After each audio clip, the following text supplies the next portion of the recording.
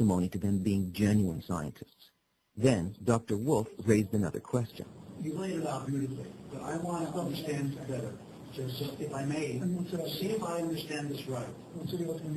One, there is a creator who desires to give. Yes? Ken? Okay. So we understood a dummy. A dummy. It's just a golem.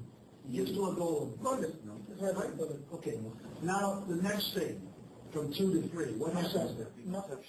In stage 2, it begins to feel the giver itself. It's nature. In stage 2, the golem is coming alive. Is that what's happening? And everybody joined in the discussion. It requires a threshold of light Dr. William Tiller. to spontaneously generate consciousness. Entrance of the light and its departure builds these impressions, these vibrations in the clean the consciousness. Dr. Jeffrey Satanova. As it turned out, this was not his first encounter with Kabbalah. Ramchal talks about the world having a deterministic and an indeterministic component, and also about some human beings just having no place whatsoever. I'm referencing that from his book, Derech Hashem. Ramchal was one of the greatest Kabbalists. Ramchal taught Kabbalah. He was thrown out of the city. He was boycotted. Derech Hashem, the path of God, is a path of 10 spheroids. The entire spiritual ladder is divided into 10 parts.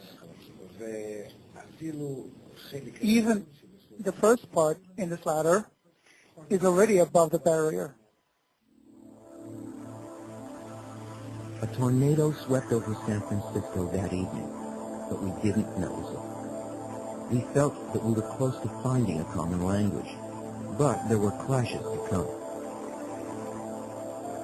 Back at the lecture. If the heart is the desire, then the point in the heart that awakens is the sensation of the Creator. And at that time, a person, through this point, begins to want something that's beyond the desire. Such people, there aren't many in the world, but those who awaken, and they grow and they grow. Those people want to realize that point, but at the end of the day, everyone, in the end, all humanity, the billions of people, will have to come to the evolution of that point, and they'll have to reach the same level as the Creator himself. And then Rav mentioned a topic that we now know is a touchy one.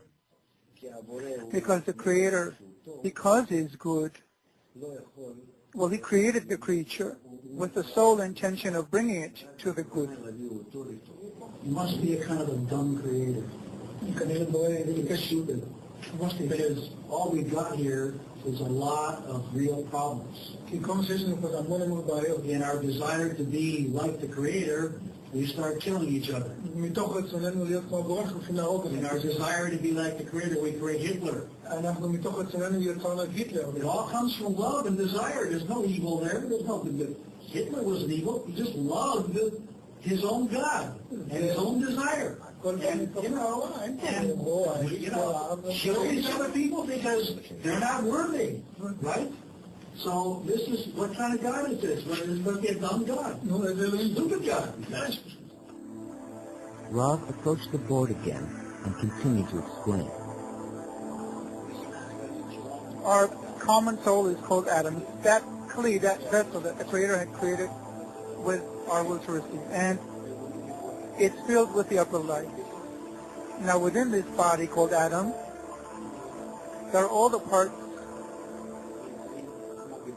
connected like in one body harmoniously. Now this soul is broken. It falls into a degree which is called below the barrier.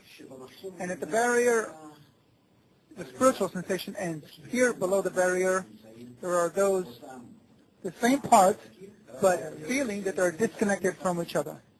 Now why the fall and the ascent back up?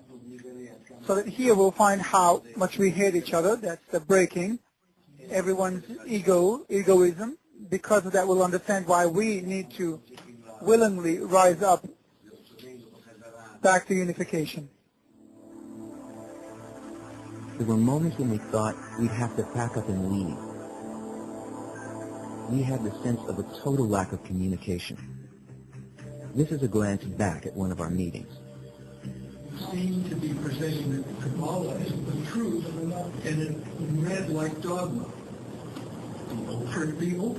Be open to the fact that there are other powerful models. People come to me from every generation. They are so different.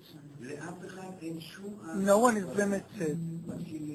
Anyone can begin to study and see how it works within them. That's not what we're saying. No, you're missing the point. In physics, we had Newtonian mechanics. It was wonderful. It explained everything.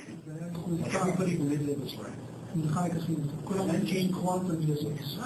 Now, people don't accept new things when they come in. The first thing you react is, get it out, we don't want it. We don't want it. It's not, it's wrong. I have developed a model which I find is very useful in explaining. I know I have not proven it. I know it is not the truth. It is a work in progress. It's a theory in progress. And it will take a long, long time to prove. Because they attain reality from below upward. How do you even know that? You make a statement like that.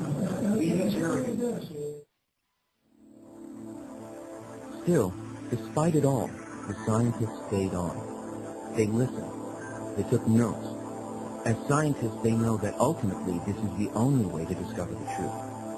Once more at the lecture.